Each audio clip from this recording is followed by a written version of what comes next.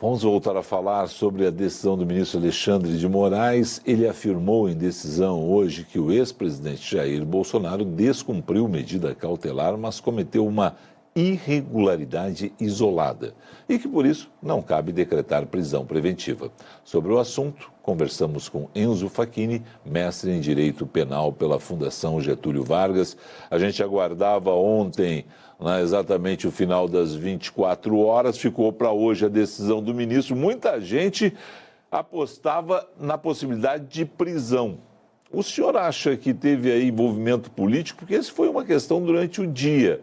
Claro que Alexandre de Moraes baseia a sua decisão nas questões legais, mas o que teve de bastidor dizendo que teve pressão política para não agravar o que a gente falava há pouco com o Frederico Lamego, da Confederação Nacional da Indústria, essa questão do tarifaço dos Estados Unidos esticando a corda com o Trump, doutor, é uma alternativa? Boa noite.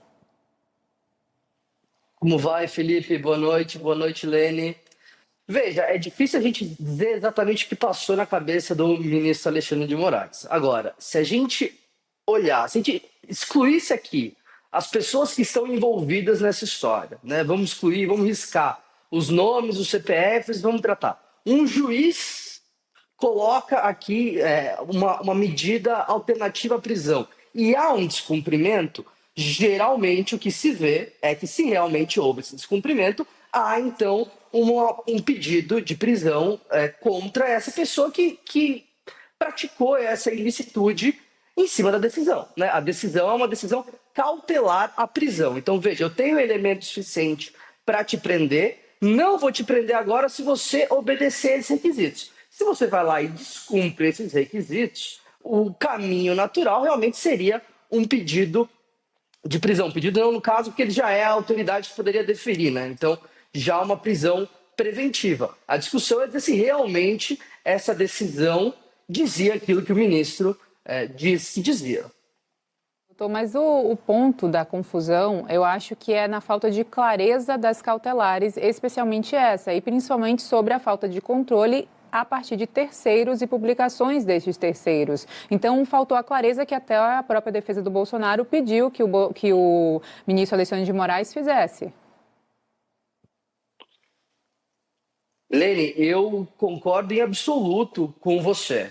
A decisão, na verdade, ela é clara. A decisão vem escrita dizendo que é proibido utilizar das redes sociais.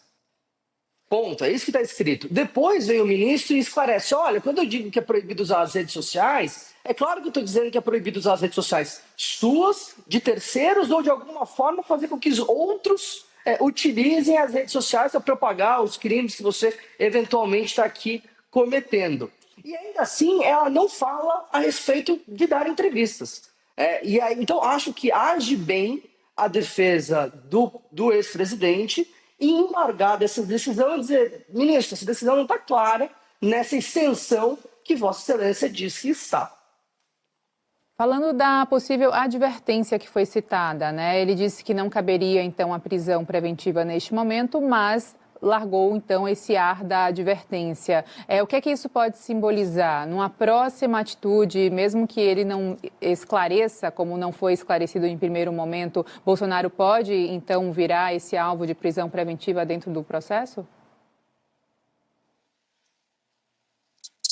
Lene, eu entendo que sim, tá? Acho que quando o ministro Alexandre de Moraes diz que, olha, então se não estava claro, agora está, apesar de também ter uma opinião pessoal de que essa nova decisão também não é tão clara quanto se está sendo tratado, mas enfim, a partir do momento que ele diz que, olha, agora a baliza é essa, caso haja um descumprimento, eu entendo que sim, o ministro deve decretar a prisão preventiva do ex-presidente Jair Messias Bolsonaro. Uma zona cinza nessa questão. Para quem lê ali, vê que Bolsonaro está liberado para fazer discursos em locais públicos e privados às 7 da manhã até às 7 da noite, aí ele tem que se recolher para a residência dele, ou seja, vai ter que fazer até umas 6 da tarde e se mandar para casa, né? Chegar em casa, em Brasília, uso de tornozeleira eletrônica e conceder entrevista. Essas entrevistas quem quiser depois reproduzir, porque essa era a situação, né? Quem quiser reproduzir essas entrevistas, ele concedeu uma entrevista para nós aqui. Quem quiser reproduzir essas entrevistas nas redes sociais, está liberado? Eu entendo que sim, tá? Eu acho que sequer dá para a gente proibir a imprensa de reproduzir entrevistas. Também acho que é temerário a gente colocar uma responsabilidade penal por ato de terceiro, então correr o risco de o réu, seja ele quem for, ser preso em razão de atos de terceiros é uma coisa perigosa, da qual eu também não consigo concordar. Agora, a decisão ela é, de certa forma, dúbia, segue dúbia, no seguinte sentido: tudo bem, se o ministro, se o presidente, se o ex-presidente faz um comentário sobre o uso da tornozeleira, então a decisão que foi aplicada a ele e ele discorda do uso da tornozeleira, a qualquer um é dado o direito de discordar de uma decisão judicial.